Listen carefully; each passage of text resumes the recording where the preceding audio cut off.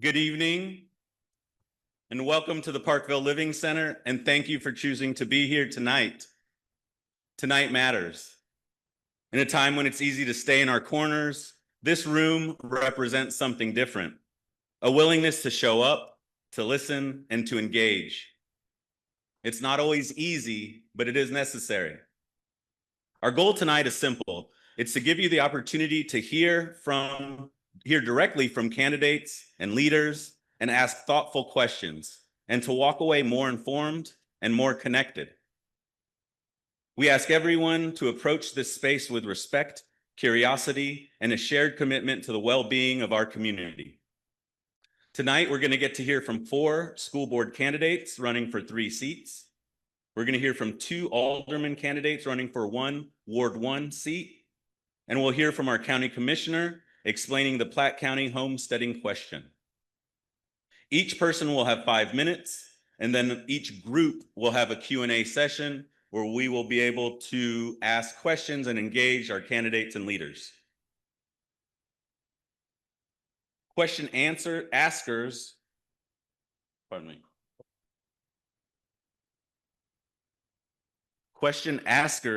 will have to come up to the microphone to ask their questions. So I encourage you to write down your questions on the paper that's at your table during the presentations or anytime throughout our program. We drew numbers in order to get the order going. And so starting off the school board portion of the night, we have Deanna. Thank you. Thank you.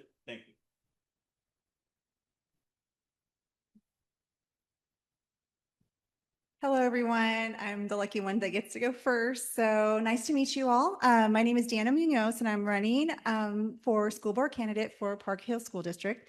I run because I see myself and my family in this work. I see it in our students, I see it in our educators, and I see it in our families who are doing everything they can every single day to create something better for their children. I know what it feels like to grow up and not always see a clear path, to feel like you have to work twice as hard to be seen, to carry responsibilities early, and still be expected to figure it out all on your own. That was me. And I know that's still so many of our young people today. But I also know something else. I know the power of one person believing in you, a teacher, a mentor, someone who looks at you and says, you matter, you're capable, and don't give up. Our educators do that every single day. They show up early, they stay late, they have 2 jobs, they pour into our kids in ways that go far beyond the classroom. They don't just teach, they see our children. They protect their potential, they remind them that their voices matter even when the world tells them otherwise. And as a mom, that means everything to me. Because when I send my kids to school, I'm trusting that they are not only being educated, but they are being cared for, believed in, and guided. And I know so many families feel the same way. Our families are working hard. They're making sacrifices. They're doing everything they can to give their children opportunities they might not have themselves. But the truth is, we shouldn't have to do it alone. Our students deserve more support. Our educators deserve more resources and respect. Our families deserve systems that actually work for them, not against them. And that's why I run. I'm running to make sure our students have real opportunities inside and outside the classrooms. I'm running to support our educators so they can continue doing the life-changing work they do without being stretched beyond their limits. I'm running to stand with our families so they feel supported, heard, and valued. Because when we invest in students, we invest in our future. We support educators, we strengthen our entire community. And when we uplift families, everything changes. I've spent years in the not-for-profit work, creating spaces for youth, advocating for access, building programs that center culture, identity, and opportunity. I've seen what happens when a young person is given a chance. I've seen their confidence grow, and I've seen them find their voice. I've also seen what happens when they're overlooked. The campaign is about making sure no student feels invisible, none. No educator feels unsupported, and no family feels like they're navigating this system alone. I'm not running because I have all the perfect words or answers, because I don't. This is my first campaign and I've never done this in my life. I'm running because I have lived the experience, the heart and the commitment to keep showing up, even when they tell you not to. Even when it's hard, even when it's harder. Because this isn't just about policy, this is about our people. This is about our kids. This is about our families. I'm running for the student who is still trying to find their voice, for the educator who refuses to give up on them, for the family doing everything they can to hold it all together. I'm running so they don't have to fight as hard just to be seen. Because when we stand up for our students, our educators, and our families, we don't just change their lives, we change their entire futures. And I'm ready to fight for that future every single day. Thank you for having me.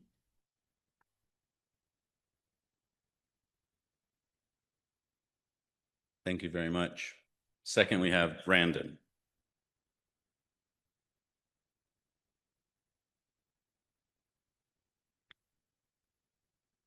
My name is Brandon Kleinmeyer. I'm running because I have two daughters in the district. My youngest is in kindergarten, so I've got a long time left in the district. One of the things that concerns me and kind of drew me to this was our finances. Our enrollment is down, our spending is up, and it's just not sustainable.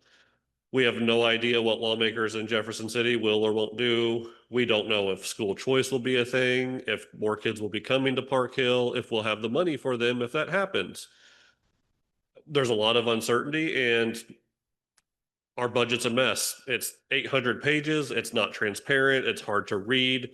We have things in this section that should be in this section. And that's basically what I harp on, because money equals education, unfortunately. The more money we have in the classrooms, the better our kids learn. And I want to make sure that more of our money goes out of administrative areas and into the classroom where our students are, so they can take advantage and learn. So I'm not going to take 5 minutes. I'm keeping it short and sweet. So.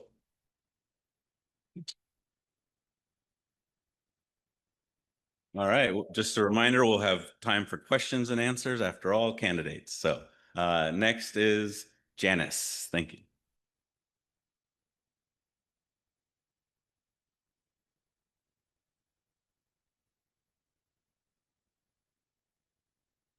Good evening. Thank you for having me tonight. I really appreciate the opportunity to speak with you. I'm Janice Boland. I live in Weatherby Lake with my husband, Scott Austin. We've had 3 kids that have graduated from Park Hill High School. My background is in accounting and finance. I've had the privilege to work at a few great Kansas City companies. I worked at George K. Bauman Company. I was CFO of Kansas City Public Library. I've done some CFO controller consulting work. And my kids were very involved in soccer. We're a big soccer family. So for the last couple of years, I've had the opportunity to work at the Kansas City Current. So I'm currently the director of soccer operations there. I have been on the Park Hill Board of Education for 17 years, and I'm really proud of the work we've done. It's a very good school district. We've had a lot of accomplishments, a lot of accolades, but one of the core tenets of the Park Hill School District is continuous improvement. And I hold that dear. And so even with everything we've accomplished, there's still a lot of work to do, and there's things that can be changed, and there's things we can do better. Especially now where the environment of public education is very dynamic. There's a lot changing. And so I really am very passionate about public education. I think it's a foundation for our society and offers every child a chance to be successful. And I'm also very passionate about public service. So I really want to continue to serve my community. I feel like it's a great honor for me to serve as long as I have. I've been able to do every office on the Board of Education. I've been the president, vice president, treasurer at times, and MSBA reps. And so one of the things that's most important to me, it's inspiring me to run, is our educators. They have a special place in my heart. I have a lot of educators in my family, and I'm very proud to have earned the endorsement of the Park Hill NEA. And so I want to continue to work for our educators in the Park Hill system. I'm not going to take the full time either. I just appreciate the time this evening, and I would politely ask for your vote on April 7th. Thanks so much.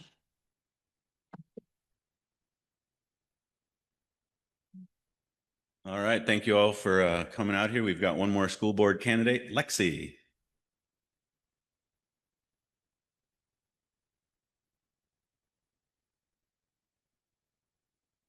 Good evening, everyone. Thanks so much to the Parkville Living Center for organizing this, and thanks everyone for coming out tonight. I know it's really nice out there tonight, so I appreciate you taking the time to be here. My name is Alexia Norris, and I'm running for a full term on the school board. I was appointed last year in the fall, so I've only been serving for about 6 months. So I feel like I've barely gotten started, haven't really had a chance to do much. So I'm excited to run for a full term on April 7th. As a brief background, I grew up in Weston. I attended West Platte High School. And then I went on to college and law school at Mizzou, where I met my husband, and we've lived in the Parkville School District for about 17 years. I practiced law at a Kansas City-based law firm. As a lawyer, I find that I'm often working with people from different perspectives, and I think that's very helpful to serve on something like the school board. My mom was a teacher, and my dad served on our local school board. So suffice it to say that service and public education has always been a priority in our family. I do have 2 pretty young children, not quite as young as Brandon, but 2nd grade and 4th grade. So I have at least 10 more years of being a parent in this district. So I'm very committed to making it a great place for our kids. In talking with members of our community, I hear that people are, for the most part, very happy with Parkville. This is true whether someone has students in the district or not. We know that great schools help our businesses, help our home values, and make Platte County a place where people want to move. My campaign has a simple objective. Smart choices ensure bright futures. When the board makes common sense decisions and sets clear policy for the district, we can ensure that each student has the opportunity for success after graduation. To me, that means placing the greatest emphasis on our teachers, making sure they have the necessary support in our classrooms.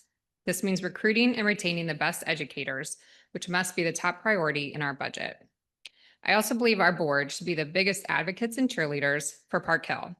There are so many impressive things happening in our district, from our teachers to our students at all levels. But yet, I believe our students and teachers are at risk. Over the next few years, we're facing funding challenges based on the whims of whatever happens in Jeff City. I promise to be an advocate for Parkville and for public education if I'm elected. I look forward to answering your questions. I know we don't have a lot of time tonight, so if you're interested in learning more, you can check out my website or contact me on Facebook, and I'd be happy to talk with you one-on-one. Thanks so much. All right. Well, everyone did such a great job staying under their time. So we're going to have plenty of time for Q&A, and we'll still get out of here in time for your guys' meeting. So right now, we'll just take a couple of moments to get the tables set together, get some chairs for you four, and then we'll start the Q&A portion here in about 60 seconds. Greg, can you help me?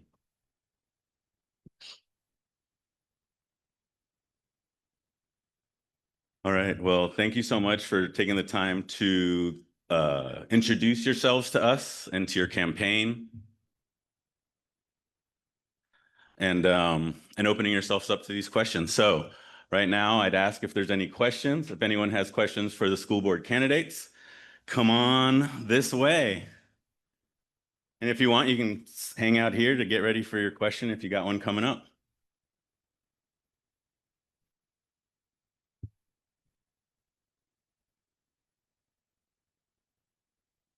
My question has to do with taxes. Everybody looks at their property tax bill and they say, oh my gosh, look what the school district is getting. There has to be a problem here. I just want your response to that. I'm not saying I agree with it. I'm just wanting your response to somebody that would say that to you. Okay. Thank you. All right, so the way we'll handle questions is by asking all the candidates, we'll start here with Deanna, and then the next question will start with Brandon. The next question will start with Alexa, and we'll go. So if I didn't make myself clear, the questions will go to all the candidates, but we'll start with Deanna first, and then go through the candidates, and then the next question will start with Brandon first and go through the candidates. All right. Okay, so is it on? Can you Yeah, hear me? Okay. thank you. Thank you so much for that question. I absolutely love the way you gave it to us too. The thing that I would say is that without education, where would we all be? Where would this community be? Where would our county be? Education is number one. And so I see the taxes that are on my property as not something that is a bad thing, but a thing that we need in order for our students to continue to do the work that they need to do. I moved here from Kansas City, Kansas 12 years ago. And the reason I moved here, we have high taxes over there. I think they have the highest taxes in Wyandotte than anything, and their schools are not anything compared to what Park Hill is. And it's very unfortunate for the families that live there. So for us, we needed to make that move and make that sacrifice to move up to a district that we knew our kids could thrive in. And that is something that we did as a family. So for me, it is just those taxes are what we need in order for our students to continue to do what they need to do. I think there is definitely a balance to be had. Obviously, we want our kids to have the best education possible. Like I said, I have 2 kids. I don't want them getting the shaft because we cut taxes too much and now we can't afford this or that. But at the same time, I also pay taxes and I do taxes for a living. I don't want to pay any more than I have to. So I get that side of things. That's part of the reason that with me, I've been so focused on the budget and seeing, hey, do we really need everything we're paying for? Because we had to raise this money with tax wise. That money came from taxes. So if we're not paying for unnecessary things, maybe we don't have to raise taxes as often, which is better for everybody. We could put that money back into the classrooms with the students. They'd have more money because we're not paying for some consultant for $500,000 a year to tell us how to talk to kids. I mean, I think teachers are pretty well trained in the Parkville School District. I don't know that we need to be spending as much on those types of things as we are. So again, if we put that money into the classroom and not administrative things, it's the best of both worlds. We don't have to raise the taxes and our kids still get educated. So.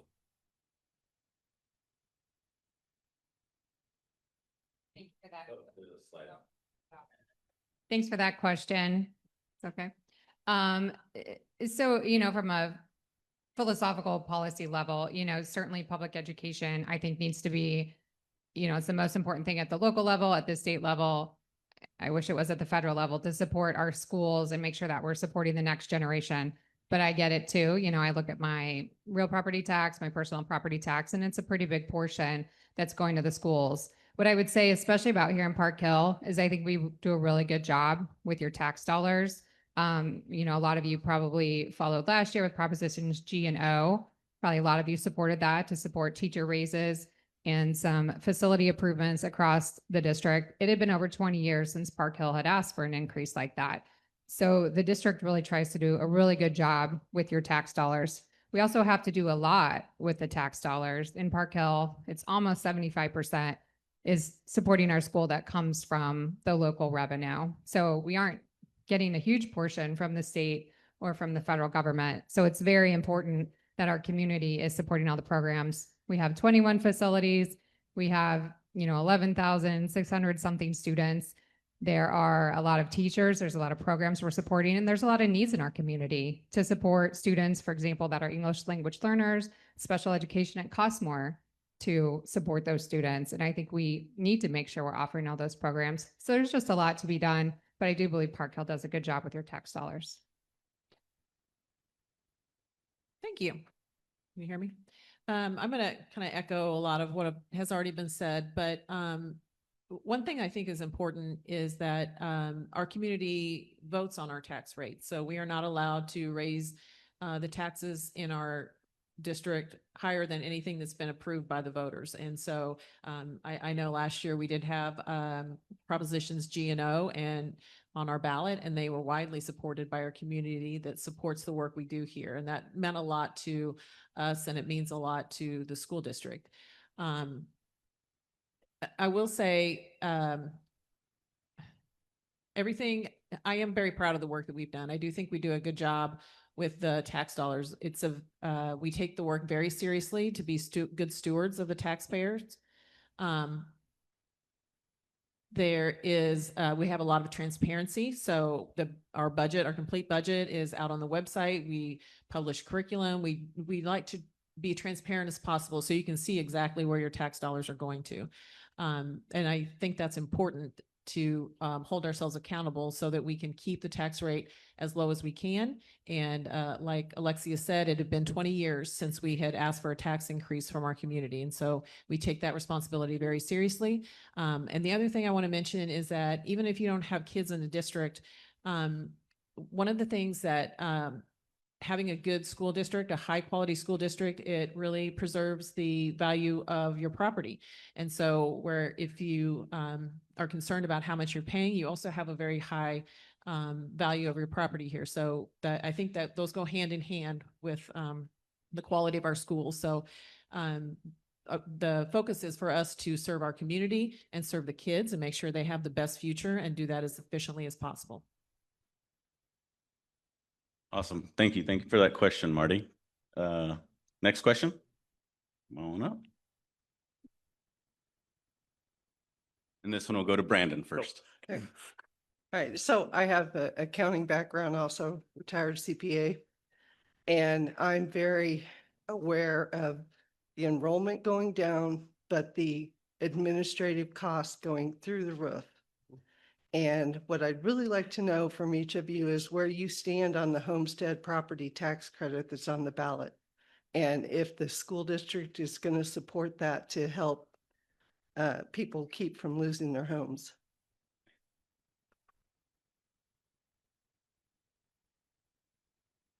Yeah, I mean,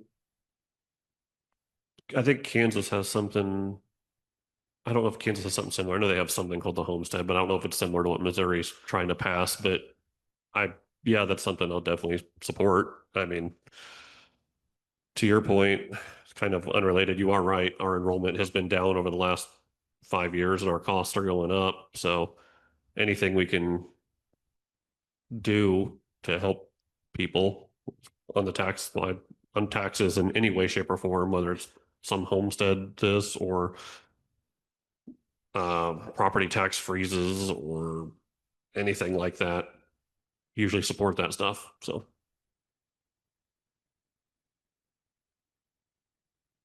I think I'll address both parts of your question. Just want to talk about declining enrollment and administrative costs. So Park Hill has had a somewhat declining enrollment, but I want to be clear that that is not specific to Park Hill. There's, fewer students entering K through 12.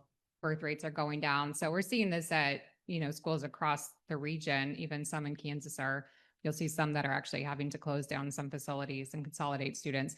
So I just want to be clear that's not specific to Park Hill. And we are not anticipating a big, we think we're kind of at stagnant enrollment. So we're at a good spot right now with students and facilities. And then as to administration, so to the extent there's been hiring over the last few years, Park Hill actually has a very low administrator to student ratio compared to basically most of our peer schools were lower. I can't remember the exact ratio, but we have a lower number of administrators to students than many other schools. So most of the hiring has gone to, for example, teacher aides to help with, support staff or special needs for English language learners, for mental health therapists and counselors in our school, and for more teachers. So I wanted to kind of go through that first. And then on the Homestead Act, I don't believe the district will take a position on that. To me, that's up to individual taxpayers as to how you want to vote on that. I can say that as a district, we'll be prepared if it passes. I wouldn't be surprised if it does pass. And just as we're dealing right now with the senior tax freeze, we're preparing the budget in anticipation of having lower revenues. So if that passes, we'll certainly deal with it as a district. A lot of that statement. Is it on now? Okay. I'm going to echo a little bit of that because I do want to say that our enrollment has been fairly stagnant. We were blessed for many years to have very slow, steady increase in students. But we knew it would kind of taper off at some point because we're landlocked in our district and there's only so much development that's going to keep growing. Even though it seems like there's a lot of development still happening, it only adds so many kids. So we kind of expected it to be stagnant at some point. It has declined a little bit, but it's been small decline. So we also are faced with aging facilities. So it's a very unique situation that we're in Park Hill. So it's a balance of trying to find ways to invest in our facilities, make sure that they are up to date and the best for our kids, and also be mindful of our community and the needs that are on them. All the costs are going up. Like, I don't have to tell you that. They're the same for the school district as they are in your home. Everything's more expensive. So it is a real challenge to try and, even with stagnant enrollment, to try and keep costs lower when the cost of everything is going up. But we do support, we want people in our community to be able to stay in their homes and thrive in their community as well. So it is a balance. But like Lexi said, the most important thing to us is we won't take a position on that, but we will be prepared. And our budget is, we do a forecast out, and we have different scenarios based on how tax revenue could go. So we will be prepared and be able to adjust our budget to spend within the means and keep a balanced budget no matter what happens. I'm going to definitely echo what Lexi and Janice also said as well. I work with the KCPS school district, and like they've mentioned, it's going in that direction in a lot of districts. But I do feel like Park Hill has been stagnant, and it's doing okay. Again, I've seen things falter in other districts more so. In regards to the homestead, I believe the district is going to be, making the best decision that they can on that. I'm definitely in agreement with people keeping their homes, and that's something that the individual taxpayer is going to be voting on. And yeah. All right, thank you very much. I look forward to hearing more about that homesteading question later this evening, once Allison gets here. Next question. This takes a tremendous amount of courage, what you guys are doing. But what I heard from each one of you is some form of okay, fine, or good. And as respects to our students and people in our community, is that the bar? And I would argue, probably not. So if you would take the time to tell us how you're going to take it from fine in some cases, okay in other cases, and good in other cases, to better, or even, let's say, best. What is the role you're going to take on, going to help us get there? That's all I got. I like that question, because I would say our goal for our kids when they leave high school shouldn't be, okay, fine, that was a fine experience and they're on their way.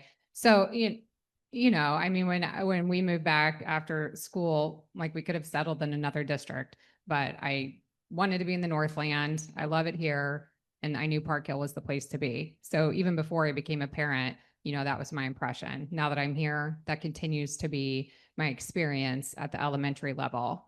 But what I would say, as far as, something I'd be very interested in, is when our kids graduate from high school, we're trying to make sure that they have certain, graduate ready assets. I'm using the wrong term, but when they leave, that they've done certain things, and at least one thing, such as have an internship, take AP courses, that they're ready to either go to college or work or go to trade school. I think, we could very well see programming to increase that. Like, okay, they need one skill, why not 5, so that when people think of Park Hill, those are the graduates that they want to come to their college or university, that they want to come to their business, that they want them to be there. I think we could also increase it by working with more of our local businesses, so that kids in high school, are kind of out there in the real world and learning what they need to do, and that those businesses are partnering with us. So that's where our students are going after graduation, because that's really the goal, is that they go be successful adults and above average successful adults in our community, and that, they're our next leaders, they're our next school board representatives. So I think there's definitely opportunities for what are we doing at the high school level as we hit kids out of graduation. I really appreciate that question, because we have been focused on kind of our challenges and our financial condition and, the struggles that we're having in public education right now. But things are not fine in Park Hill. Things are really great in Park Hill. Our kids are achieving unbelievable things. Our teachers are amazing. There are some outstanding things going on. And like I said, there's always things to improve on. And I am really excited that even with our accolades that we continue to improve. But I think if you get a chance to interact with some of our kids, there's so many times that I am just blown away by the stuff that our kids do. And our teachers are amazing. In all kinds of things. It's not just, we have a lot of academic rigor. When, you know, they get where our test scores are above the state level. We have like AP testing. We've just started a program where kids are able to take more college classes while they're in school and can come out with almost 1 or 2 years of college. We have future ready assets where kids can come out with a skill to go straight into the workforce. So there's a lot of amazing things that are going on in Park Hill. But there's always things to improve on too. So it's very exciting time. I want to say too, we have kind of for our teachers, we have one of the highest percentages in the state of teachers that have master's degree and that have certain certifications. So I think we really strive on all levels, and we also try to implement some also a lot more soft skills like collaboration, because that's what our employers are asking for. So it's not just academic rigor or testing scores. Like we're really trying to find all the ways that kids can be successful after they come out of Park Hill. So I want to continue those programs myself and just make sure that they continue and still try and build on the momentum that we have and get even better opportunities for the kids as they graduate high school.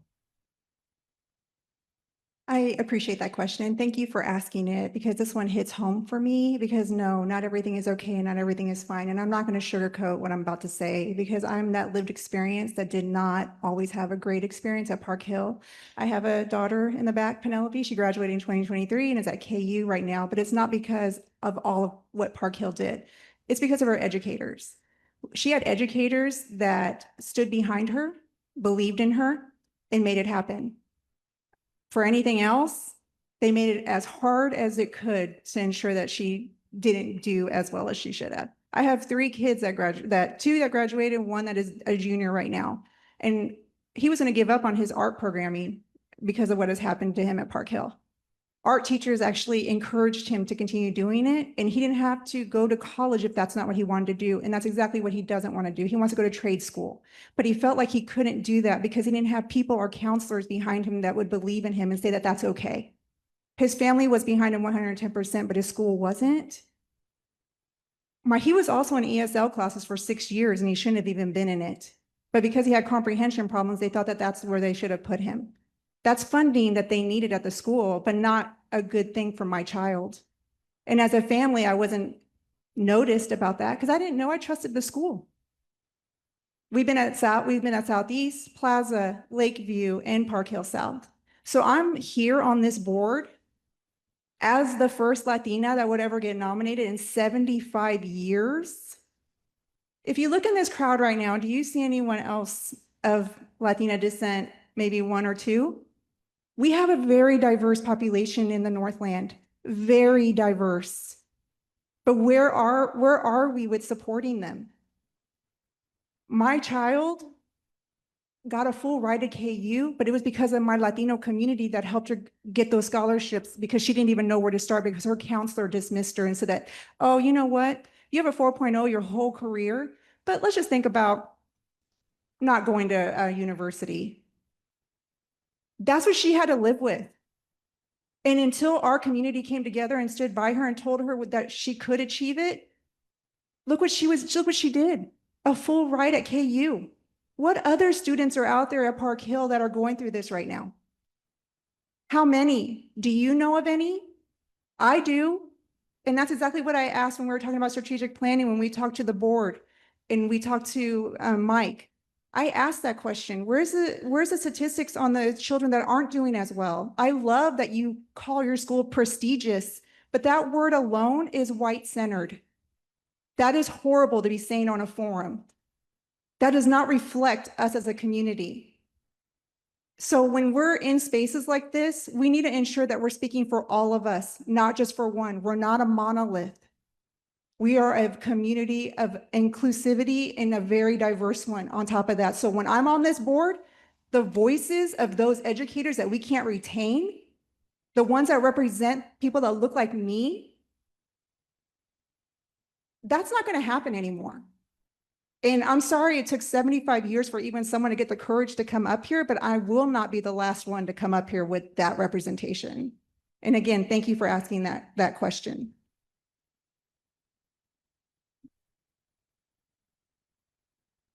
I almost forgot your question because I don't know how any of that had to do with improving our schools to get students to better and best. But um, for me, I bring a lot of it back to the budget just because the more funding that goes into our classrooms, the better our kids learn. And I think we talked about this at the forum last night. We're at, I think, 70% on the NWEA test for reading. So like a third of our students aren't doing that well. And I look at the opportunity cost of when we spend $500,000 on a consultant here to teach our teachers how to talk to kids, which is a skill they already have. What did that cost us? Did that cost us a reading interventionist or 2 or 3 or 4? I mean, $500,000 is a lot of money for consultants. Did it cost us books or some sort of technology to help improve those scores? So again, I talk about the budget a lot because the money is what helps teach our kids. Unfortunately, that's how we get the better teachers. That's how we get the interventionist. That's how we get the specialized technology for this or that. So, I mean, when it comes down to it, my goal on the board is going to make sure that our money gets to the classroom and not consultants or other people that aren't directly helping our kids. So. Well, thank you very much for fielding those questions. I know that the school board is meeting soon, so these folks have to get on their way.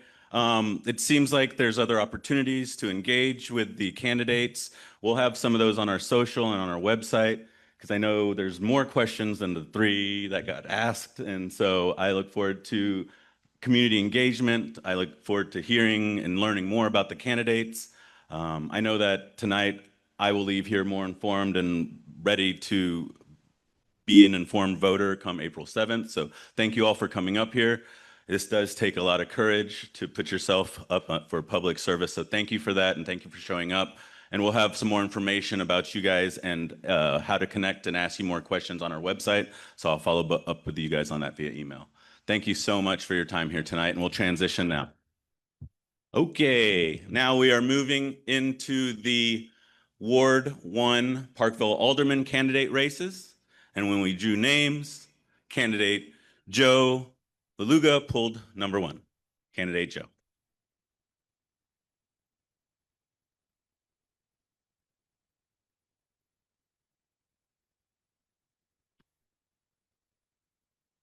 I think based on the brevity of the earlier candidates, I calculated I actually have 17 minutes to talk now. So I'm gonna take a little more time if that's all right. I'm just kidding. I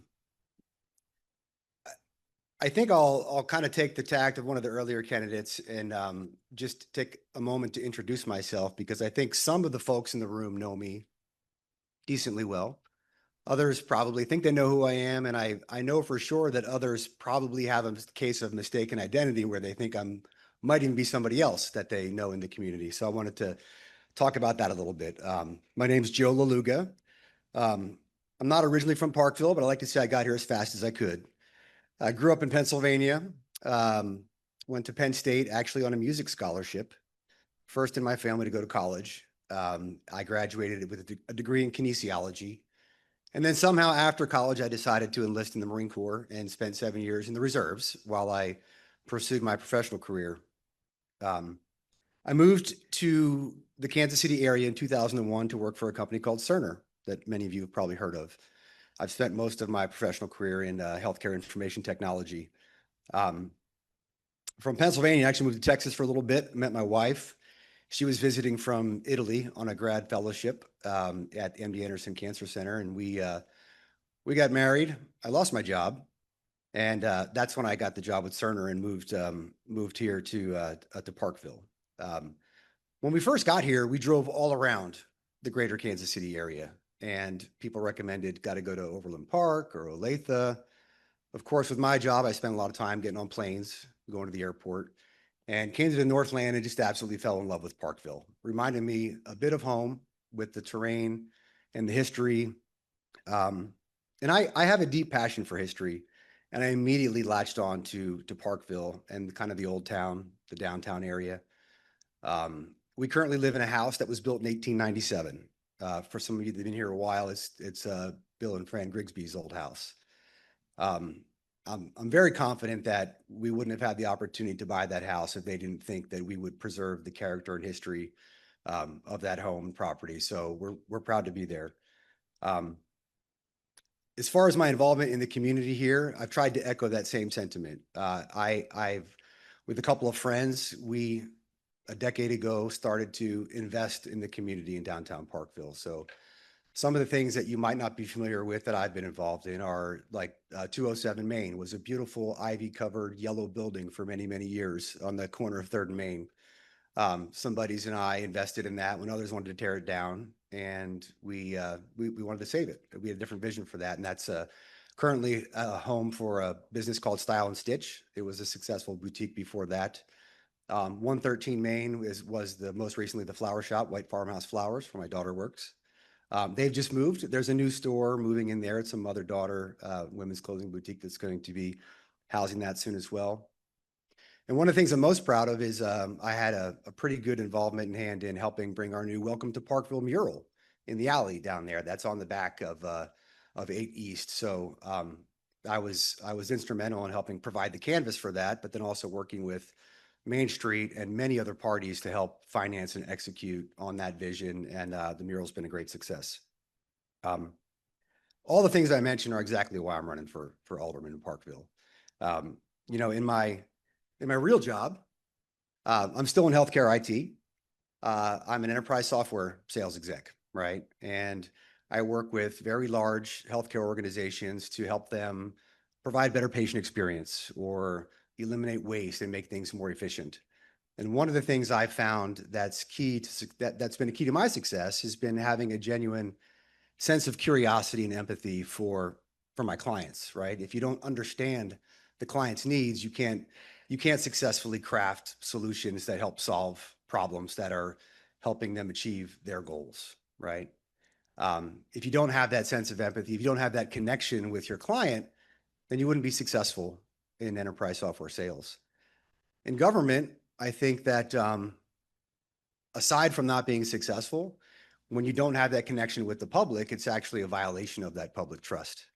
And from my involvement in Main Street, I started to attend a lot of meetings, and you know, quite honestly, it's the Highway 9 project is what kind of brought me to the forefront, and I started to attend more and more meetings, and I sensed a real disconnect between the public and what was being discussed as a project going forward. And you know, going and talking since then to hundreds of citizens, I've only realized that disconnect is even further than I thought at the time I participated in those meetings. So what I want to do is bring a greater sense of transparency, have an open dialogue, echo Marcus's thoughts in the beginning just around this being a community. And it's our responsibility to not, just as in my professional career, would never blame my client for not understanding the value my solution brings to the table. It's not our government's, you know, it's not a solution to not have an active representation of what the public wants done in their community. So I hope to bring a more open dialogue and bring curiosity and a sincere conversation to the issues that affect Ward 1. Thank you.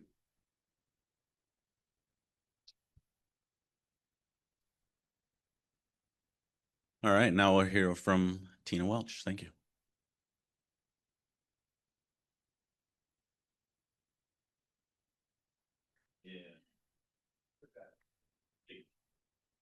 About that. Well, first of all, thank you, Marcus. I'd like to, first of all, thank Marcus. Marcus, if you don't know him, has been a tremendous person for our community. And if you're not aware of what he does, you need to spend some time here at the Parkville Living Center. So thank you, Marcus. We need more people like Marcus in our community. So I am Tina Welch. I've been your alderperson for Ward 1 for the past 10 years. I can't believe it. So I'm up for another term and I would love your vote. There's so many things we still need to get done. And you know, we've been, Joe touched on a little bit right now, but I'm not going to talk about that. I'm going to talk about why I am your alderperson. I moved here 33 years ago with my husband. We were looking for a place to live and raise our family. And I'm from Chicago, and I told my husband I want to live somewhere where there's lots of trees. And he goes, I think I know of a neighborhood that you might like. And he drove me up here and we came down Main Street and I saw McEwen's store at the corner. And I said to my husband, oh my God, let me out of the car. And I got out of the car and I went inside and I bought a Coke or whatever. And I said, I think this is it. I think I found my little hamlet. And we bought a lot up in the Bluffs and we've been there ever since. And unfortunately, while we were building, we got the big flood of 93, which was devastating, but we never lost sight of what Parkville was going to become. We always knew what it was like, but then the flood kind of took us back a little bit. And then it came back and it's still growing and it's such a great place to be. Community service has always been a part of my life.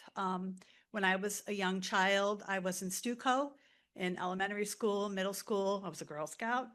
And when I moved to Parkville, and my husband and I decided we were going to plant our roots here and raise our children, the first thing I did was get involved in my community. And the first thing I did was become a board member for our Homes Association. And I did that for, gosh, 10 or 12 years. When my kids went off to school, I became extremely active in PTA. I was a room mom. I did all that stuff that I could give back. I found my way to the animal shelter in Faux Pas, and I worked there some fundraising for many years. We raised probably a couple, maybe $100,000 for the animal shelter. And that brought me a lot of pride because I knew I was giving back to the community. After that, I decided, well, I love the park.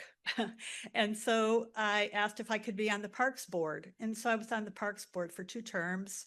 And I love our park. And I think everybody that lives in Parkville knows what that park means to us. And it is one of our favorite places. And I'm sure everybody that lives here can attest to how beautiful our park is. And we're so proud of that. With that being said, we've been very busy. I wanted to say, if you guys are interested in getting involved in the city politics, we started a new program called Citizens Academy. And it is an 8-week course and it takes you through every department up at City Hall, which is really fun, especially the sewer treatment plant. I highly recommend you stay for that stop because that's the best part. But if you're interested in getting involved, I would say start there. Or volunteer. Faux Pas is a great place to get started that's helping the city. Try to get on CLARB or any of the other boards that we have. We have a lot of them, planning and zoning. It really gets your foot in the door so you can really see how things work in the city. And so I would say try that. I think it's been very successful. We had a full group of people that went through. And I know we're going to have another one in September, I think. Was that right? September. So if you're interested, you can go to the website and sign up if you'd like to do that. I think that's a really great place to get started. What else did I want to talk about? Hold on, I have a whole page of things here. So public safety has always been #1 concern for me. And with that being said, we have almost a full police department now. I think we have 1 vacancy. We worked really hard at getting fully staffed, and that's been really important. Obviously, we want to have a full staff. And the other thing that we did is we implemented some new laptops in the police cars so that they can do things instantly when they pull people over. That is just new. We just started that about 6 months ago. We also have a substation out at Creekside, which is going to help the western part of our city. So these are all big improvements that we've made just in the past year. Public Works in 2025 began addressing our major stormwater, and we have adopted our first stormwater plan. So as you know, Parkville is very old and we have lots of aging infrastructure. So that's high on our list of things to get done. Do I have another minute? Parks and Recs, like I say, I'm in love with the park and always have been. We have been so lucky. We have so much beautiful green space and all the amenities that people get to use. And of course, the Missouri River, which we feel is our pride and joy for Parkville. Not many cities can say that they have a beautiful park right along the Missouri River. So we don't take that for granted. We have a new and improved farmers market that you've all seen, I know, and we are excited about that. New lighting, parking, and landscaping. And it just looks beautiful when you enter the city at night. Now it's perfectly lit and it is just really fantastic. The wetlands continues to develop and the Corps has finally turned that operation over to the city. So now our Parks Department is in control of that. And we did pass the use tax a few years ago, and that has generated $1.4 million in 2025. 64% of that goes to the capital projects, such as our new Bell Road. We're having sidewalks, and I guess I should wind this down. But anyhow, if you guys all know, the sidewalks on Bell Road is something that we've been talking about for years.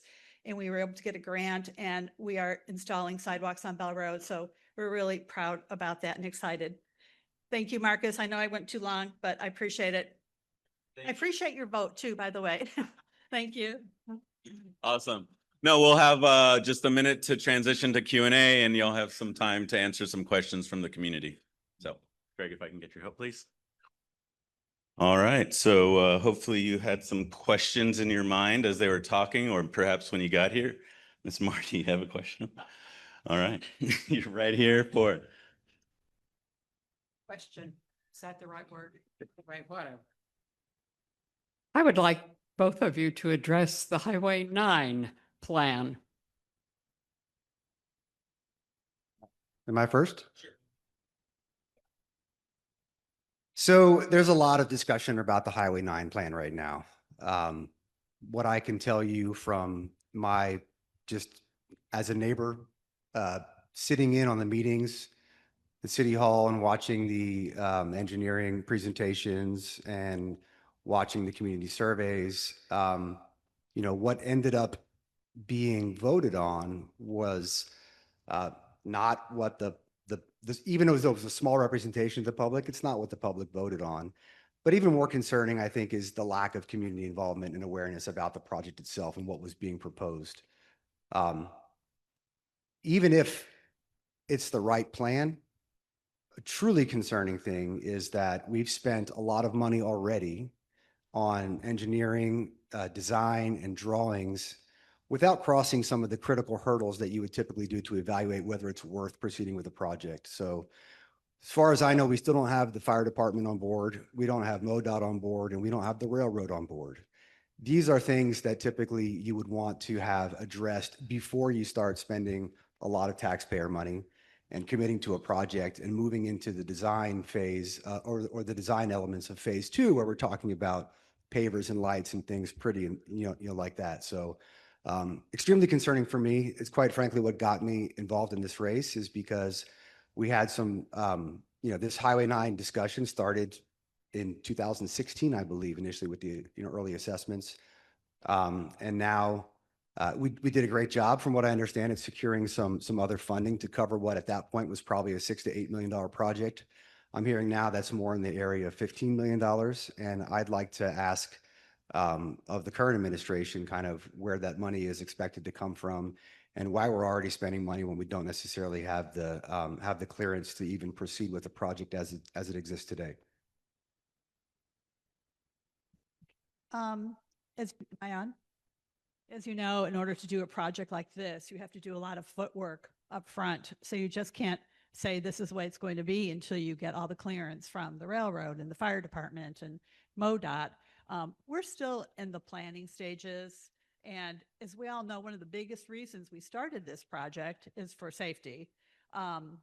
Anyone that lives or comes through Highway 9 to go to Double F understands that bottleneck at that triangle, in that triangle. We've been trying to address that for years. And, we are still working on the plan, and so it's not complete. And it's just going to take a little bit more time until we have all the answers.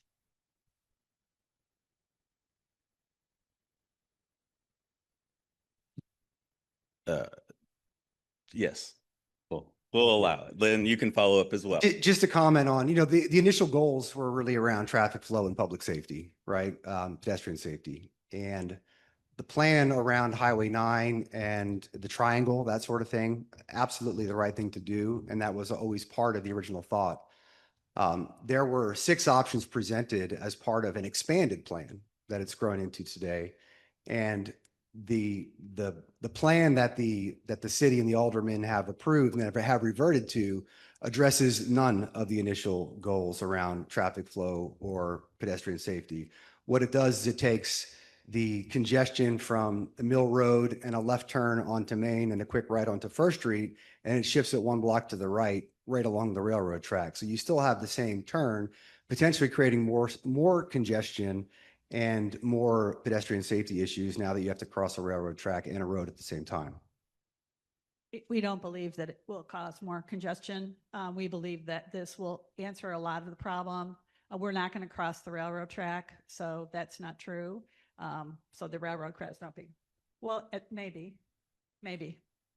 Sounds like we should have a town hall forum on Highway 9. So if the city wants to hold some stuff over here, we'd be happy to do that.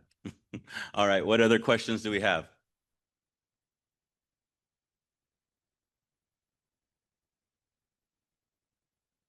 Since we're talking about public infrastructure projects and public input, having worked 19 years for a consulting firm that did public relations and public engagement, primarily for municipalities, including the city of Parkville, I attend every single public meeting that I can, and the same people show up.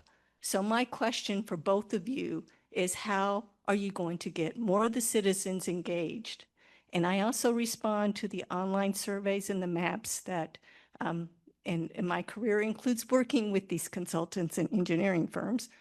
The same people respond, and very few people provide input to the city. So I would like to know how you're going to engage all of the citizens, including those out on the west side of town. Thank you. I would love to answer this first. I've It's on. 10 years, and we sit there in the room and say, where is everyone? Where are they? Why don't they show up? Why don't they call us? Why don't they email us? And then we make a decision, and then everybody, just goes crazy. So, I mean, it's a hard thing when you're sitting there and we have to make tough decisions. And sometimes they're really tough. And the tough decision we made with this Highway 9 was people wanted to be sure that we did not tear down the power plant. As an elected public official, you have to listen to your constituents. Sure, would that maybe have solved some of the problem? Possibly, yes. But you have to listen to your constituents. If the people of Parkville are saying this, we're just going to go in there and pretend like we didn't hear what you said. So you have to listen to your constituents, and that's what we did. We listened to them. So I really appreciate the question, because I think we did a terrible job at public engagement. And I was only aware of it because I took it upon myself to get involved. So to somehow, I kind of liken this to the example I made in my professional career about never blaming your clients, right? This sounds to me now like, well, we had to make a decision, and we did make a decision. And then we heard people yell about the building, so we had to change our decision and come up with a new plan. What I will tell you is that of the community surveys that were done, there was a vote. And the community of the respondents overwhelmingly supported tearing down the buildings. And it did fix the traffic problem, right? So the aldermen and the city proceeded with a modified plan that didn't tear down the building and rerouted traffic. And what was told to me is this would still put us in position to fix the traffic problem because we can tear the buildings down later. So are we listening to the public about not wanting to tear down buildings? Are we listening to the public about wanting to tear down buildings? Or are we just proceeding with an agenda that the public has not been involved in? I agree we need to do better with the community involvement, which is why I've been knocking on doors in all the neighborhoods. I have not encountered anybody in hundreds of people I've talked to that support the current plan. Most of them don't even understand what it is, but I haven't talked to anybody that says the plan in its current form is a good idea. So if we're listening to our constituents, we need to find a better way to engage them. Yeah, I mean, definitely we need people. Okay.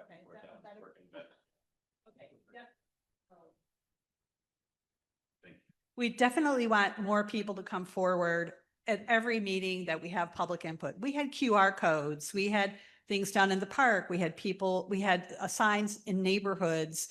It was not like we didn't give people the opportunity to express their thoughts. And obviously, we all know that that triangle is an issue. And at some point, that triangle, that traffic around that triangle, we need to have an answer for that. We need to fix it. Let's face it, the western side of the city is growing and will continue to grow. And Double F Highway already now is so much traffic, and it's just going to increase. So we have to come up with a solution. All right, last response, and then we'll get on to the next question. Because we appreciate the back and Yeah, forth. I wholeheartedly agree that we need to address the solution in the triangle. It's the scope creep that's gotten into Main Street that is causing the public concern today. I also want to be a voice for the business owners on Main Street that are terrified of a construction project that could potentially put them out of business. And Parkville has never been in a better position right now as far as people being drawn to our community to participate in the park or to go to our restaurants and visit our boutiques and things like that. So absolutely, Highway 9, as it was originally intended, still needs to be done. The scope creep now tried to go bigger and solve some bigger problems. It didn't do that. It just shifted them and is potentially wasting a lot of money for us. Thank you. I think there's discussion that we can participate in, and I think that's what the question's about. So let's figure out ways to participate in these conversations and hear from our candidates on plans and from our leaders on their plans as well. Any other questions that we have for these candidates? I get to ask one? All right. Oh, you coming up, Brent? All right, excellent. Okay. See, I'll come out. Or that you're-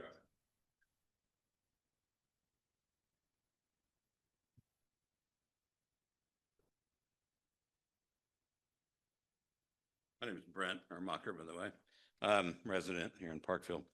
I'm going to use the term echo because there are a couple things that from the school board.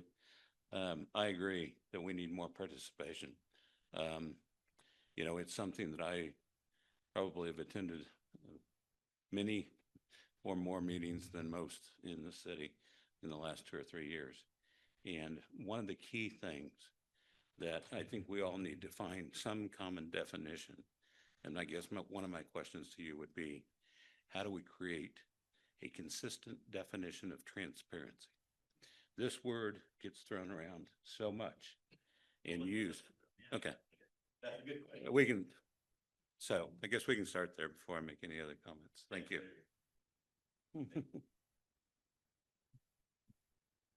Did you have a definition you wanted to give for transparency? I think it really goes back to the question that the lady asked about how do we get that better community engagement? And it reminds me of a conversation that I had with our city administrator and our mayor when I asked about seeing the traffic study that was done beforehand on the project. And they said, oh, we've done one. And I said, why hasn't it been shared? And they said, we don't really think the public would be able to digest it or understand it, right? Which floored me. I think it goes back to the community engagement one, though. We have a lot of very smart people in our community, experts in consulting and things like that. So from a transparency perspective, we need to make sure that we're having an honest dialogue. I appreciate your question, but I also want to lean on citizens in the community to bring their expertise to help us get better at that. Transparency is kind of a relative term right now because so many people are just not engaged. So is it a lack of transparency or are people just not plugged in, right? It's not the old days where you post a paper on City Hall and people go by and see what's going on. We have lots of tools available to us now via TV and radio and social media and things like that. But I think in a community as small as ours, we need to do better. If I'm elected as alderman, by the way, we need to do better just being out in the community and talking to people. And I think that would create an environment where people are more engaged. And then whether it's a lack of transparency or a lack of community involvement, I think those two things start to merge together a little bit, right? A greater awareness from the public inherently creates greater transparency because we're having that open dialogue. I have never seen a board more transparent and a mayor more willing to have conversations with people and our city administrator. So extremely transparent. Brett has been to many, many meetings. He's there a lot. He's one of the few people that actually show up that seem to care about things. And he voices his concerns and he's always able to come up to the podium. The mayor always lets him speak and ask questions. So I think that we have a very transparent, open government, and so I think it's transparent. I guess we could debate that, but I've been an alderman for 10 years and we are transparent. We'll figure out a debate framework one of these days, but this town hall is going great. Do you have one more question before we open it up to others? I would. Yeah, I mean, I have to a little bit. I think as we move forward with such a significant project in the city, that it is important. I can tell you from experience that a lot of the information, I too have responded to the QR codes and put in actual written text. I know that since December 9th, when the first Route 9 redefined meeting occurred, and then subsequent to that, we had it through January 16th of this year. And I know a lot of that information was not collected and or it was chosen to be, okay. I guess, please help the public understand, or how can the public understand to deliver information that will truly be evaluated and not suppressed? Because It's probably a better question for Tina, because I haven't been involved in it, but I obviously would push for the utmost transparency. We have a lot of tools available to us with technology now, and we also have a lot of tools, and I think an obligation to have greater community involvement as elected leaders, going and hearing the voice of the citizens and of the neighbors. So I can't speak to whether information was suppressed or not. I would defer to my opponent for that. But I can certainly promise that this is not a personal thing, for me. I guess I should say that I never intended to run for public office. I have no political aspirations, quite frankly. But much like when I was a young man and decided to join the service, I felt an obligation and I felt I had something to offer. So I would commit to you to help leverage technology. I work in the technology field, leverage any tools that we have at our disposal to ensure that we're getting appropriate voices heard and that they're not suppressed in any way possible. Because it's not about me, it's about representing the voice of the people in the neighborhoods. And like I said before, that divide I sense is getting greater and greater. I've been talking to literally hundreds of people, and I don't feel that they are in tune or in line with what our city is proceeding with right now. Every single meeting is recorded and on the city's website. So for those that cannot make it to a meeting, and if they're curious about what was said, they can go back and listen. Everything is posted on the city's website. So if you don't have time to come to a meeting, which I would imagine many people do not, we are transparent. Everything is posted. The meetings are posted. You could watch them. You can come like Brett does. You can ask questions when you're there. The mayor allows people to get up and talk. There is nothing being suppressed. So I really take offense to that because it's not what's going on in City Hall. And if you'd like to have a meeting with any one of your alder persons, please feel free to call, email. I get calls from my constituents. We have coffee, we talk. We are out there. Alderman Wasmer, Ward 1, he is out there. Bob Bennett is out there. Brian Whitley is out there. I'm looking at Doug Wiley, all the aldermen that are here tonight. They have such great relationships with their constituents. There is no hiding. There's no suppression. So I really take offense to that. All right, thank you for that question. Sorry, it was offensive to you. But all right. So any other questions that we have for these alder people? All right. Well, they are in the neighborhood. We have ways to get a hold of them. We'll post their information on our website and Facebook. And if you have further questions, we can discuss it either on a social media platform through the channels that they provide, or we would happy to have these conversations here at the Parkville Living Center, figuring out the best way to move our efforts and our voice. This is one of the things we do every day here. So thank you all so much for your time, for fielding those questions. And now we'll transition and get ready to hear from Allison Berberek on the Platte County homesteading question. All right. So we've gotten to hear from a bunch of folks.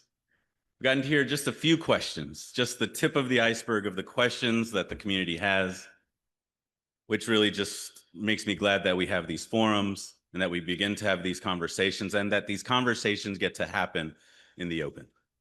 They get to happen in a way where we all get to hear them, where they're recorded and where we get to share these experiences. And so I'm very grateful for everyone who's come to participate in tonight and in the democratic process and in community. So our last presenter will be Allison Berberek speaking on the Platte County homesteading question.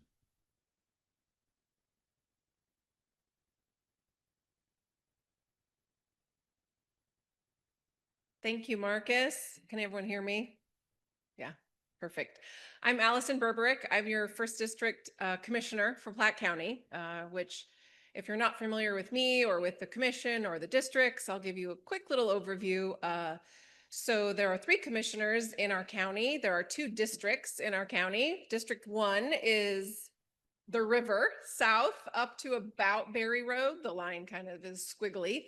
And District 2 is that Berry Road squiggly line over to Farley and everything north past the airport. So I am in my 2nd year of a 4-year term.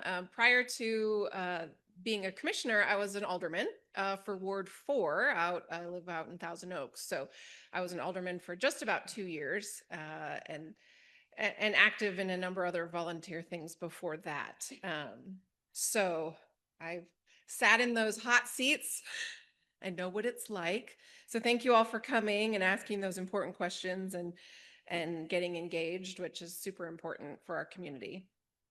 So Marcus asked if I would come and speak about the homestead credit, we're kind of calling it, SB 3 or Senate Bill 3, Missouri Senate Bill 3, which was passed last June, I believe, in Jeff City. It was passed, I think, along with a couple other things in the bill, which I'll get to in a moment. So the language of that bill, SB 3, essentially requires 97 of our 114 counties in the state to put this question on their April ballot. It was essentially a requirement. So the commission passed this a few months ago to put this on our ballot as we were directed to or required to by Jefferson City. So the language on the ballot on Tuesday, April 7th will read as follows.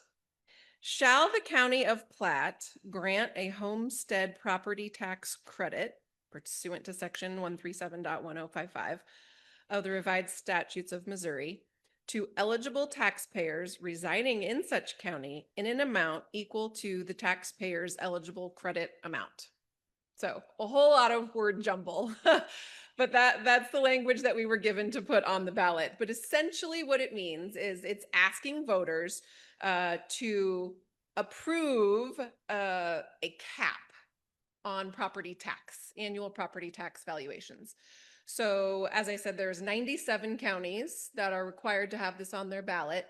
And I've now forgotten the exact numbers, but it's around 70 or so, and then 20 or so that are broken up. There's counties called 5% counties, and then there's 0% counties. So somewhere along the way, the lawmakers in Jefferson City decided that a bunch of us counties are 5% max counties, and then some smaller counties are 0% counties. So we're a 5% county. So even though that language is not on the ballot. What that means is we're voting to cap our annual property tax increase at no more than 5%. The language in the bill also says and/or consumer price index or inflation, whichever is higher. So we hope that inflation wouldn't be higher than 5% in a given year, but if it is, we could increase our property tax as high as CPI. But so 5% is the number that we are voting on. So, and that is for the eligible taxpayers include residents who own and live in their primary residence and who are responsible for paying the property taxes on that home. So kind of how we got to calling it the homestead credit. So it is where you live. It is your home. If you own 2 or 3 properties, you can't get a freeze on all of them. It is your home. It is where you live, where you reside, where you sleep at night. The state law limits the credit to being a primary residence and does not apply to multiple properties. The eligible taxpayer must be the owner of record or have legal equitable interest in the homestead. This homeowner also is the one who is liable for paying the property taxes on that homestead. So there's some other legal descriptions there, but essentially, again, the place you go to call home and sleep at night, if you pay taxes on that property, you are voting yes, essentially, on this ballot measure in April to say, I want my taxes frozen at a maximum or capped at a maximum of 5% each year. Yeah, hold on one second. Let me finish this and then I think we have some time for some questions.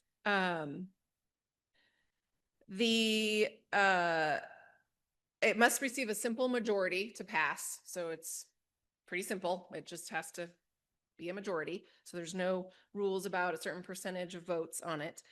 And then we've talked a little bit about how does this look for how we're going to implement it. We haven't gone into a lot of detail about that because there are actually a couple of lawsuits against this bill. There are a couple of counties and a number of school districts actually that are not very happy about it because it will lower their income in the future, which they're not excited about, and a number of other entities that are not excited about it. So there are some lawsuits pending. So we definitely understand that there's the chance that this could all be peeled back. Even if we all vote yes on it, if the lawsuit determines that this is unlawful or unconstitutional, it might just poof go away. So anyway, we're hoping that if those lawsuits go away and if this is valid and this does pass, that it would be similar to our senior SB 190 credit. Basically what that senior tax is, if you're 61, 62 and older, you get your tax bill and it says what you owe, and then there's literally a credit. There's a negative amount and gives you your grand total of what you owe. So that's how we envision this would look as well. You'd have your calculation by the assessor and the state and the county and all the things. And then this credit, if they raised it more than 5%, you'd have your credit deducted in the total of what you owe. So that's our expectation of how it would look. And hopefully it would either be an automatic enrollment or a very easy enrollment, perhaps hopefully easier than our SB 190 enrollment was. We learned a lot of things from that. So hopefully it would be better and more efficient than the launch of the SB 190. So that's a quick overview of SB 3. Thank you. Yeah. Thank you so much. Sure.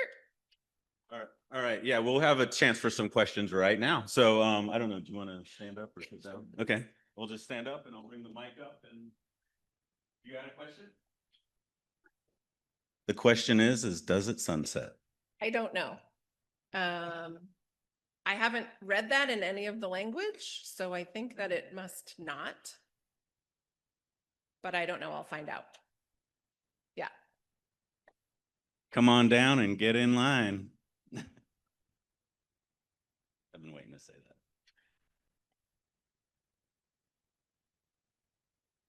Thank you so much for explaining all of this tonight. Yeah. Question though, we just had the school board forum earlier and the big discussion that all of the school board members had.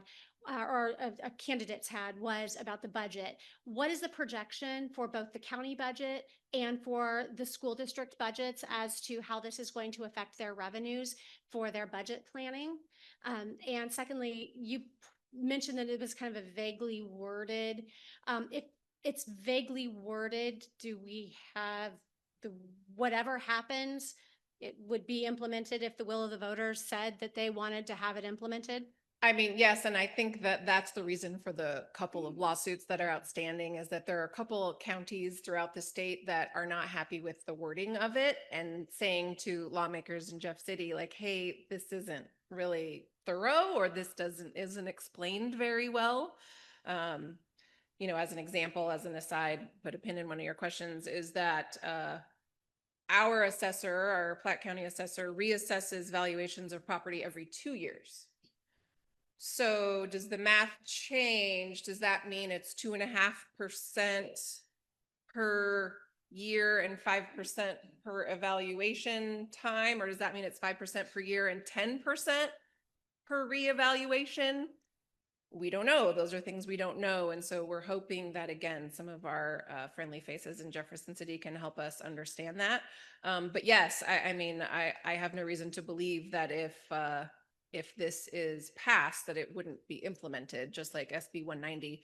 As far as budgeting, we have not gone down that road. Again, I think some of it is pending how the ballot measure, if it passes or not, and then how these pending lawsuits go, if it gets peeled back and they say, never mind, we're not doing it. But I think once it passes, hopefully if it does, if it doesn't, whatever, if it passes in April, we'll get to work on figuring out what that means for budgeting, talking to school districts and all of the other taxing entities and our own budget and how the impact will be.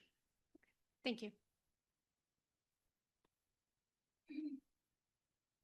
All right, I saw another question back there. Who was it? No one? There you go. Come on up, Joe.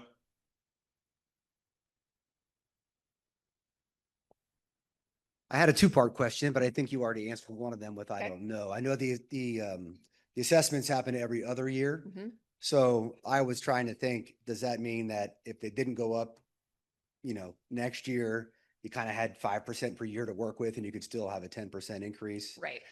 And even if that was the case, assessments can still continue to go up. I'm assuming that when the property is sold, would they re-rack it and then the new owner would just have a potentially very different tax bill than what the Yes, previous? yes. I think yes to all of your questions. I think yes, we think we understand the language in that since we have an every other year assessment, it would be 5% per year. So when the assessor reassesses, it would essentially, your bill could increase 10% from the 2 years before, 5% per year. And then yes, you sell that property, you move away, someone passes away, whatever it is, when that deed gets re-recorded to someone else's name, it resets to the new valuation or the existing valuation that the assessor has given it without any credit. And then that year, the year they purchase the property, becomes their base year. So essentially, if this passes, 2026 would be everyone's base year. And as soon as you sell a property, when you buy a new property, that becomes your new base year. So all of that credit is wiped away. And it works the same way for the SB 90 senior credit. If a property is sold or someone passes away, when a new person assumes the deed holder of that property, it is the current valuation without any credit. Thank you. Any other questions from the audience? Carla.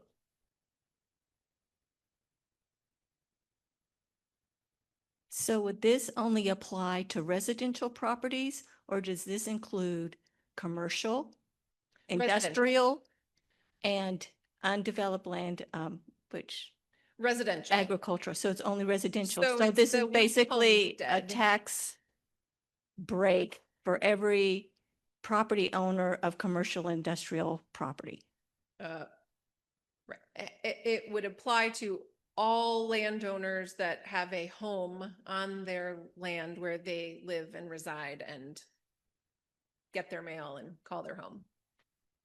So not a business.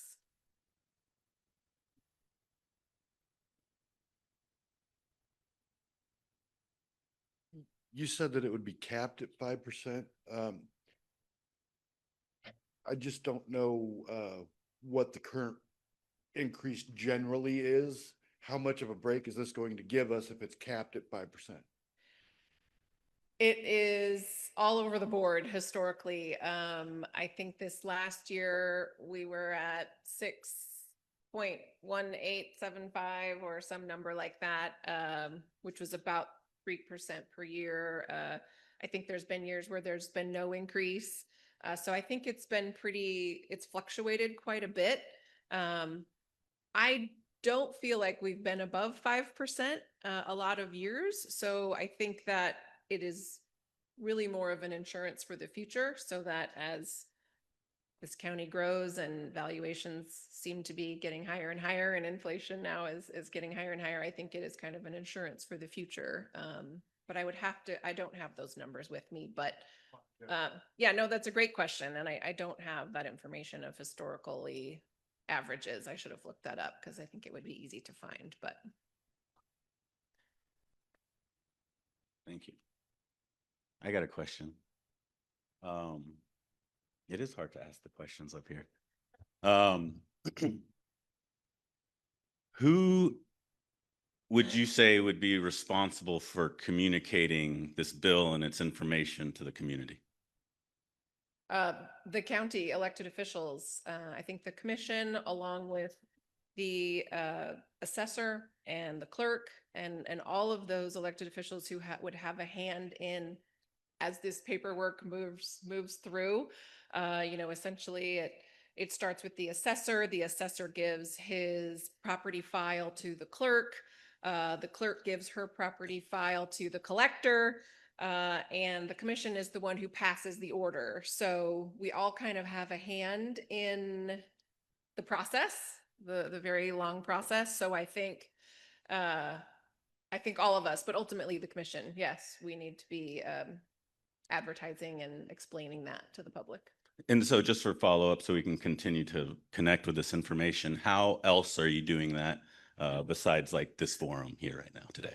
We haven't, besides Facebook, I guess I shouldn't say we haven't. Social media, that's the extent of it. We've talked about it in some of our administrative sessions the day that we passed it. And then we sent a press release after we passed putting it on the ballot. So a number of news outlets picked that up and put it in their newspapers and on Facebook. The Weston News and the Landmark and such have picked up the press release that we put this on the ballot. All right, I'll ask one last question before we end then. If this passes, how does the clarification pass? Because there's a lot of vaguities, and so it can go either way on things. And so if we pass on the 7th, this bill, how do we have a say in anything else that comes into play with this bill? I don't know that the general public has a say, but I think it's something where we as the county, again, together, collector, clerk, assessor, and commission, we talk with, I know that especially our clerk has a great relationship with other counties. And when we were implementing SB 190, the senior tax credit, there were a lot of conversations with other counties of how are you doing this? Because the wording is so vague and what do we do? And then definitely leaning on legal counsel. So we leaned on legal counsel for the senior tax credit. And in the end, we had to change our way. We implemented a certain credit by what we thought was the wording. And then, a state representative came and said, "You're not calculating it wrong." And we went, "What?" We thought we read it the right way. And even our legal counsel said this is the right way. So we had to go back and recalculate, and we will owe even a bigger credit to those seniors next year to give them back more than we charged them too much. So we hope that doesn't happen again, and we hope we've learned from SB 190. So I think it's even more of talking to other counties. There's, again, 97 counties that have this on their ballot. So more than SB 190. SB 190 senior credit was a voluntary for the counties. They could decide to pick up SB 190 senior tax credit or not. we chose to, but this is mandated that all the counties have to put this on their ballot. So I think it'll be definitely leaning on the other counties to say, how are you doing this? And are we all aligned and doing it the same way and interpreting this the way we think it's supposed to be? All right. Well, thank you. I know I came in here not knowing anything besides that ballot language, and I didn't even understand it. And so I know a lot more today. Thank you so much for coming up here and fielding the questions. I don't believe there's any more questions. But what I do want to call out real quick is, what is it? The public servants here today. You know, there's a lot of them in the crowd. And so there's an opportunity to have some of these conversations today and to continue these conversations, build relationships, get cards, get phone numbers.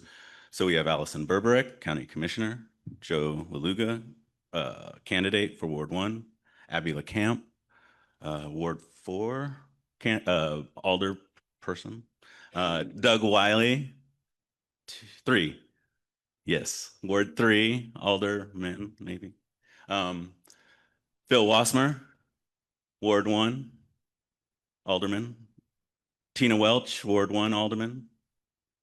Mayor Kattendahl, Bob Bennett, Ward 2, alderman.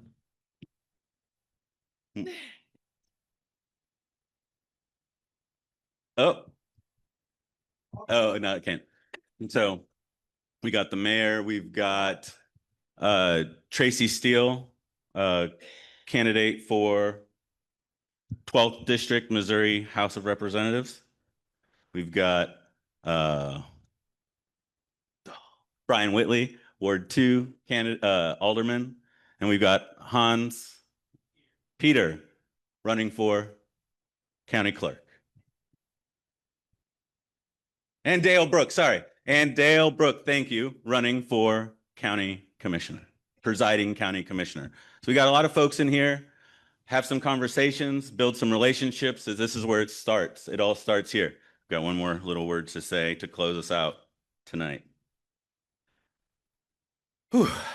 These have been some great conversations, some great questions, and we really appreciate the willingness to show up for one another tonight.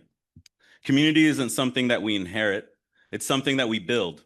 And it's spaces like this that are a part of building community. So if you believe in that work, I invite you to stand with the Parkville Living Center through your participation, through your advocacy, and through your support. And thank you for being here, and take care on your way home. Good night.